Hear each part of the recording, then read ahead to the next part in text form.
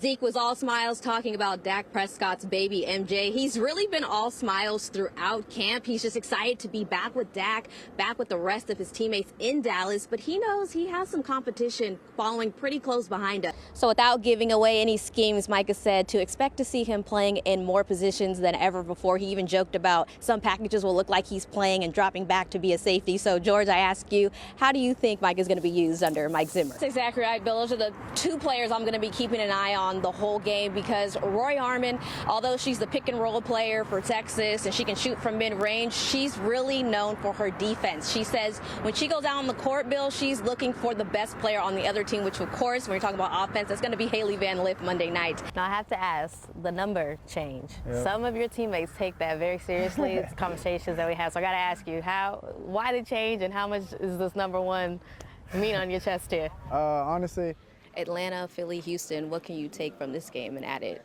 to these tough teams that's coming up? Yeah, just keep fighting. The Texas Rangers start a 3-game series in Houston for the American League West rivalry that never disappoints.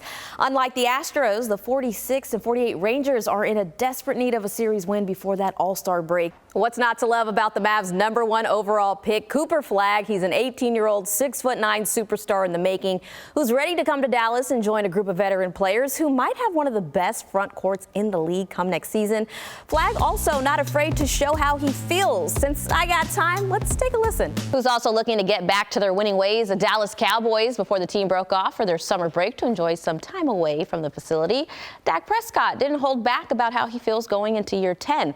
Only one thing is on his mind this season, and he says it's not his legacy. Most important, the Cowboys will win a playoff game this season.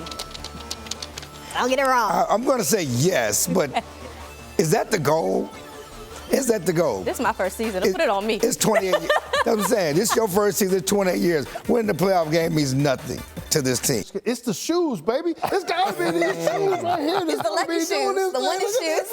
Holy. Yeah. You have taken to Texas.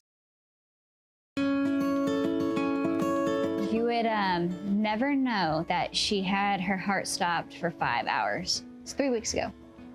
It's absolutely incredible. Yeah. I'm so happy, huh? Meet Penelope, the 4-month-old daughter of Texas Rangers' newest acquired slugger, Jake Burger, and his wife, Ashlyn, their youngest of 2 children who was born with an extra chromosome. And we got the results. It was in an email, and it said female, and then 99% trisomy 21. So I told Jake, we're gonna have a little girl. He's like, so excited. And then I Googled what trisomy 21 meant, because he was on FaceTime, of course. And I said, and she's gonna have Down syndrome. It's my first baseball game tonight. Oh, is it? That's awesome. Yeah. It's the infectious smile and fighting spirit of baby Penelope that has the Burger family more than optimistic about the future. On February 24th, baby Penelope underwent open heart surgery. Days later, Jake returned to the field. His daughter's hospital bracelet was still on his wrist. He embraced the moment, making it memorable. Burger hit his first home run since joining the ball club. The number 21 on his back is a special tribute to a community that's turned into a family. Whether it's in the weight room, in the cage, on the field, taking that number with pride, just honor it by doing what I do, and that's by working as hard as I can and playing the game the right way, and not taking a day for granted. Jake and Ashlyn's new community inspired them to spread the love that so many showed them. They recently launched the Burger Family Foundation. The first fund is called Penn's Pearls, after Penelope, and her middle name's Pearl, where we are just being able to assist families that need financial assistance with kids with disabilities. We didn't want to be limiting to Down syndrome, because there's a myriad of different disabilities and a lot of different financial needs from all of those things. The second fund is still in the works, Lucky Ranch. Giving opportunities to adults with disabilities to have a job and help on the ranch, or have a job and help in a farm-to-table restaurant. I don't see why that's not more mainstream. A foundation that'll be a game changer for so many, and a baby who's inspired hope and so much happiness for her family. I think she's going to change the world, and that's kind of how I look at it. You know, it's like, hey, we are blessed with this opportunity. In the words of Penelope's big brother, Brooks. And every morning he goes in her room and he says, so pretty, so smart, so kind, and so brave. An amazing family. They've only been here since December, and Ashlyn, Berger's wife, told me that they are working on a special project that is going to be specifically geared toward the DFW community, and expect an announcement to come in July. Once a Kimball High School student just trying to enjoy being a kid, learning at a young age how one decision can alter a person's life. My friends were going to the movies, and I was like, can I go to the movies with them? And she was asking me, like, how many people is going to be going? She would, you know, a parent, she's going to ask all these questions.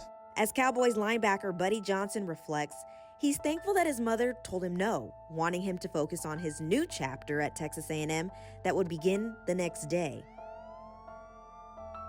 The next morning, I ended up getting a call that the friend that I was supposed to go with, he didn't make it. He ended up getting shot and killed. So pretty much when I was in college, I had to come back like a week later and come to his funeral. Losing LD, Buddy's childhood friend, is something that he carried with him as he transitioned into his role with the Aggies. He wore number 1 when he was in high school. I wore number 5. So when I got to college, I wore number 7 for a year, and I actually switched to number 1. Buddy needs no reminder of how fortunate he is to be able to live out his dream. He once again had to make a choice early on in his young football career. So I knew that obviously I had to stay focused and, you know, try to, you know, stay locked in. If I couldn't do it for myself, then I at least know that, you know, my friend will want me to do the things that we talked about. We both talked about coming, you know, to the league and playing in the pros. Although the path was never easy, it was clear Buddy was destined for greatness. It was his work ethic that set him apart, even as a youngster. His attitude, his personality was calm. Now, when he got on the field, he turned into a different person. You know, he got on the field, he went hard at everything he did. We had a good day Tuesday. We're looking to have another good day today, okay? Yes, sir! Coach Mike McConico has been coaching youth football for over 20 years. Run hard. The local center's Pop Warner team, the Comments, is where it all started. Being rooted in family, Coach Mike instilled that mindset with Buddy and his 2 older brothers. On Friday nights, I would always have my team bring their bags to practice, and they come to my house Friday nights, and we'll do a sleepover every Friday night.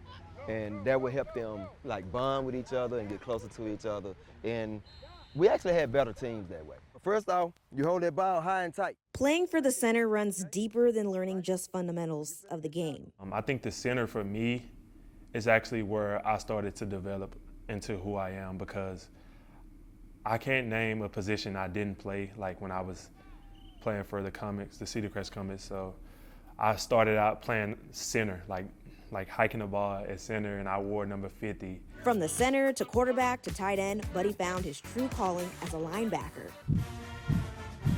It's the position that led him to become a 4-year starter at Texas A&M. The Aggies team captain led the SEC's top-ranked defense in 2020. So when it came to draft day, Buddy was optimistic that his childhood team would call his name. When I seen the phone ring, I was praying. I was like, I hope it's Dallas. Please let it be Dallas. Dallas was on the clock. Instead, it was Pittsburgh Steelers head coach Mike Tomlin on the phone. Since that moment, the Dallas native has experienced the highs and lows of trying to sustain a career in the NFL, including making his way to 4 different teams before signing to Dallas's practice squad in 2023.